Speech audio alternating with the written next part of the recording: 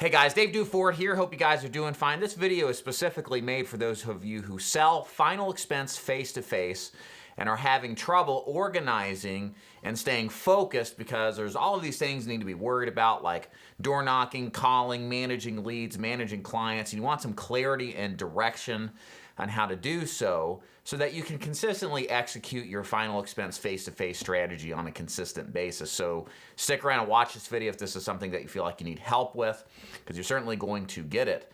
My name is David Duford. I own Duford Insurance Group. I train and recruit agents nationally to sell final expense, Medicare, and annuities face-to-face and over the phone. Make sure you like and subscribe if you haven't already, and if you are interested in joining my agency, or at least learning more, there's links above or below. Check them out. Okay, let's jump right in. So the reason I'm putting this together is because one of the things I try to do constantly with my agents, and certainly you guys out there in the YouTube world, is get feedback on what kind of content that's going to be useful for you. And sometimes the things that I consider aren't a big deal really are. And one of those things is organization and being prepared to have a strategy to execute when you're selling final expense face-to-face. So the reason I'm putting this together is to kind of think through this kind of process that I always kind of took for granted, apparently, that isn't as clear and readily evident, and to kind of give you a structure to your door knocking, your calling, your organization of leads so that you'll be more effective getting results selling final expense face-to-face. So let's go ahead and start from the top. So I want to first start with your calling schedule. So face-to-face, you should be calling your leads to set appointments and door knocking. You could just door knock if you wanted to, but most agents should be doing a combination of both or just door knocking. You just don't want to call in most cases. That's a topic for another video, but let's just assume you're like most agents, you're doing both. Well, how do you organize your call days intermixed with your door knock days? So first of all, I want you calling in this particular fashion. You want to either call Monday for the next 2 days and then Thursday for the next 2 days, or you want to do Monday calls for Tuesday appointments, Wednesday calls for Thursday appointments, and then Friday to be like a mop-up day to go door knock your leads. Both of these strategies work very effectively. I personally prefer the call one day for just appointments the next day. That I think will reduce no-show rates, because the more time between your call into setting the appointment and running the appointment, you're going to run into more difficulty, right? People are going to forget, you know, they're old, so they forget, right? So how do you call? When do you start calling? So I recommend calling starting probably around 8:30 to 9 o'clock in the morning. I say 8:30 because that 30-minute window is one of the best times to get people to pick up the phone, because they're not expecting telemarketing calls, so you may want to take advantage of that. And I would prefer that you call all day from that time you start to whatever amount of time it takes to set up your entire next day. Okay? Sometimes it may just take an hour or two. Other times it may take the entire day. If you have to preferentially choose which times of day are best to call, I would call in the morning up to about 11, and then from about 5 or 6 on to about 8:30 or 9 o'clock at night. That's the best time to set appointments for the following day, with really the preference being at the end of the day, because it's at the end of the day they're more liable to remember setting the appointment than earlier on. So how many times do you actually call your leads? So I don't want you to think that there's a limit, okay? In fact, there isn't. You call until they pick up the phone. So the way that we do this is you sit down at your first session, your morning session, and let's say you've got 20 leads of whatever kind. I want you to call that lead 3 times in a row if it doesn't pick up the phone. So if the client doesn't pick up the phone, this is what we call triple dialing. So a lot of people just ignore the first call, so you gotta disrupt their kind of pattern awareness and call them a second or third time, which is like a system shock to them, where the curiosity and concern factor overrides their typical call salesman avoidance behavior. And it's going to get a lot more of your people that are your leads on the phone talking to. Yeah, they'll be a little like, well, what's going on when they pick up the phone? But they're going to be receptive after you start your script and, oh, okay, now I remember. So again, a lot of you won't do this. I wish you would, because it is one of the biggest differentiators. Some of you will kind of come halfway and do the double dial. You can't do the double dial. You got to do the triple dial. You're not going to piss your clients off, I promise you. You're going to get more deals because of it. So always triple dial. When you get to the end of that list of 20, do you just wait till the afternoon to call them again? No. You just repeat the process and call them again. Now you can use the same number if you want to, or you can flip to another number. Maybe you have a Google Voice number, a Skype number, or some other kind of burner phone, I don't know, and you decide to call them again from a different number. Ideally in the same area code. If you can't get the same area code, I would recommend getting, like if you're in a region like Atlanta, there's gonna be multiple area codes. Try to get your calls or phone numbers that have an area code that shares the similar geographic area that you're running, okay? And just continue to call the entire day nonstop, okay? I would take 10, 15-minute breaks at the end for every hour because this is a performance activity. So go ahead and do that. But you shouldn't stop until the next day's booked, okay? You should get rid of this mindset that your prospects are going to be pissed off at you. You know what they will be pissed off at you about? If you don't call them and they die and they're not covered. What is the bigger error? What is the more issue at hand here? You calling to maybe slightly piss them off, which really they never really are, or them dying without coverage. Now, that's on you now that you know, so get over it. So now moving on here. When do you resolve a lead? Because sometimes this will kind of correlate with our door knock strategy. The way that you resolve a lead is when you do your pitch, you rebut as much as you can, and they still say no and hang up the phone. That lead for me is resolved as a no. I preferentially won't see those leads because they've gone through that process of not qualifying themselves. Although, I wouldn't say I would completely get rid of them, but they're at the bottom of the pile for people I'm gonna do a visit. Now, if you call somebody and they say, yes, come see me, great, book the appointment in your schedule, go after them, right? But what if they, you start calling, you do your talk, and you know that they hung up on you, they didn't listen, something was going on, they were distracted, it just didn't feel like a solid no. Well, those are people I would absolutely go door knock.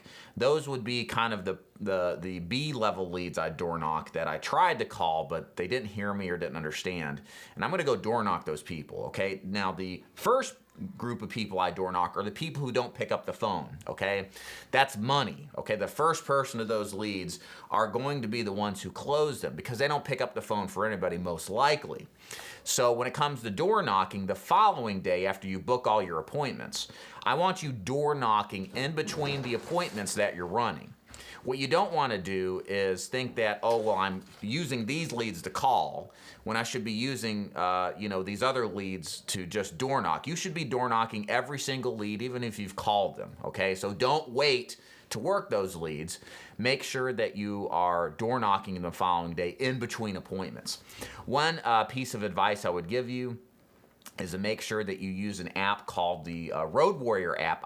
I've had agents of mine for years use it. I never use it. We used to have the Garmin Nuvis, remember those GPS devices? Those are really good. But the Road Warrior app is almost like it's built for us. So when you go to an appointment, let's say, and they no-show you, you pull up your app, you see your leads that you put in there, and you can see geographically which ones are closest. Your objective is to go to that lead that is closest to you, okay? Don't think, in fact, this is an important mindset thing that's really important to get right. Don't overthink what you see on your screen. Should I see that? What about the neighborhood it's in? Is that a waste of time? Is that a good use of time? Don't think, just do. Go run the appointment, see the lead that's closest to you, and run your presentation, okay? Or run your appointment or door knocking script, okay? Your goal in the field, the day you run appointments, is to maximize your time with prospecting.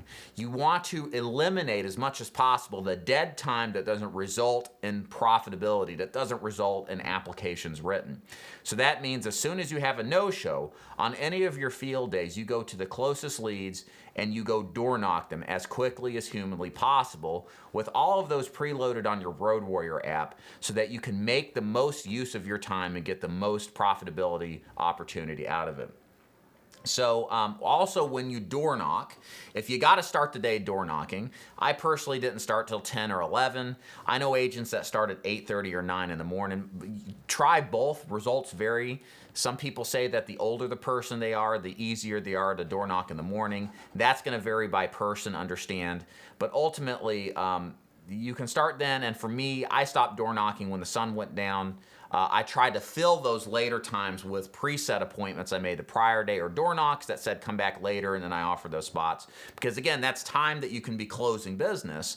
You know, when the sun's down, that might sketch people out if you door knock them and it's dark, right? So running those appointments are very good uses of your times that you know, a lot of people don't like to door knock.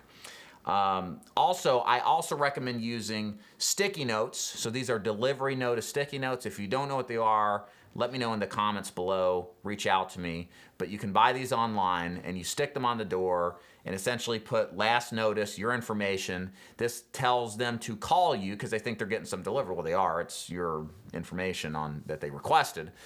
They think it's a package, of course, but it's information. And then that's the sign for you to turn your car around and go door knock them with an almost perfect 100% success rate that you're going to speak to somebody. About 30 to 40% of people call back on those notices, but they're very good in utilizing more efficiently your time in door knocking. Let's see, last but not least, organization of your leads. I recommend keeping some kind of folder system with your leads based off of county or zip code along with your Road Warrior app. Carry it with you in some kind of container or you know, some accordion file. So when you're in an area running an appointment, you've got those leads on hand so you can show them as much as talk to the person and see them on your Road Warrior app. You can visually show them something that they did. And I think that's what's really going to give you the best results. So all of this is to say, last thing you want to do is, as I think Peter Drucker said, what you inspect is what you should expect. What you expect is what you inspect. So when you inspect what you do, you're going to raise the level of expectations for your own performance. One of the things in sales management is that just simply by tracking performance and goals and goal setting and just looking at the numbers, your results are going to improve. And I can tell you this from firsthand experience, the vast majority, I say 98% of people don't do this in sales. They just do the work, and some people are successful, some people aren't, but they don't ever know what is making them successful. They're never held accountable to their success. Now, most of you out there are going to be running your own insurance business, so you're in a position where you don't have a boss, so you've got to do this on your own, which makes this a little bit harder. If you don't see it in the description box below, there is an activity tracker that I put together for free. You can make your own copy of it and use it accordingly. And the idea here is to track your inputs, your calls and your door knocks, as well as what the outputs are. Did you make the sale or did you not? If you did, how big was the deal? And to begin to come up with some numbers of how many calls it takes to set an appointment, how many door knocks it takes to set an appointment, and out of those appointments, how many of those actually close. And what this gives you is the ability to monetize your activity. It tells you how much your calls and door knocks are worth. And when we get all like, you know, sad about calling and getting rejected for the umpteenth time, when we know that our calls are worth $20 a call, it kind of makes us able to measure, was it really worth being sad and pathetic about this when I'm making $20 banked in per call, or $100 per door knock, because I know by the 6th door knock I'll make an average sale of 600 AP or whatever the thing is. But when you start to track this stuff, it's very powerful, and it actually builds a level of certainty and confidence that you don't get when you don't track. So the big thing to all of this, to all your activity, everything you're doing, is track your production, not just your production, but the inputs that were necessary to get the outputs, the activity in door knocks and appointment setting to get the closed deals. Because when you can compare both of those and connect, it's a powerful thing that's going to give you a heightened sense of confidence in your work and what it is that you do. So to summarize here, what the whole intent and purpose of this was is to, number one, make sure that you are calling and door knocking, and you know now how to call, you know now how to door knock, and the frequency of door knocking, and the plus little tips like triple dialing, using the sticky notes, using the Road Warrior app to stay busy, and how to organize your leads to get a lot of good results. And then putting it all together by tracking your results and making sure that you can see visually what your hard work actually produces, and the confidence that comes from it. So I hope this video gives you a little more structure with how to organize your day and how to think about it, and how to then therefore put it into action to where you can actually get effective results out of your prospecting activity selling face-to-face final expense. Any comments or suggestions, leave them below. I hope this gave you some good value. And if there's anything I can ever do for you, just reach out. Thanks so much for watching. Dave DeFord, DeFord Insurance Group. Take care.